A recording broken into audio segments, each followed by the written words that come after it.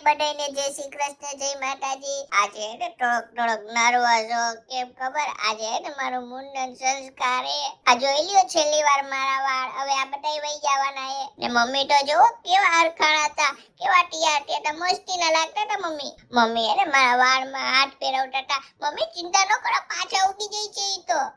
મુંડન કરાવવાનું હતું ને એટલે આજ મેં બધી ડિમાન્ડ પૂરી કરાવડાવી લીધી. દાદાને કીધું, દાદા ઓલું રમકડું લઈ દ્યો. બા તમે ઓલું રમકડું લઈ દ્યો. બધાને કીધું રમકડા લઈ દ્યો. બધાય લઈ દીધા. પછી તો એને હું ડાયો દીકરો થઈને એને મુંડન કરાવવા બેસી ગયો પપ્પાના ઘોડા પર. કેવો ડાયો થઈને બેઠો ને ઓલા મુંડન કરવા વાળા અંકલ એને મારા વાળ કાપતા હતા.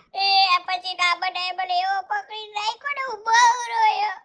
જો મારું મુંડન થઈ ગયું. હું હજી રોતો તો થોડું રોવું તો આવે જ મારા પ્યારા પ્યારા વાળ વહી ગયા. પછી એને માતાજીના દર્શન કર્યા ને જો મારા ટકામાં સાથીઓય કર્યો. પછી તો અમે બધાય ગરબા રમ્યા ને બધાય મને હારા હારા આશીર્વાદ આપ્યા. મને તો બહુ ગમ્યું. ત્યાંથી અમે ગયા શંકરપુર માતાજીના દર્શન કરવા. હું તો અહીંયા મંદિરમાં બેઠો બેઠો તાલી પાડતો હતો.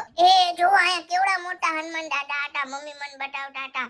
હાલો મળીશું નવા વિડીયોમાં. બધાને બાય બાય.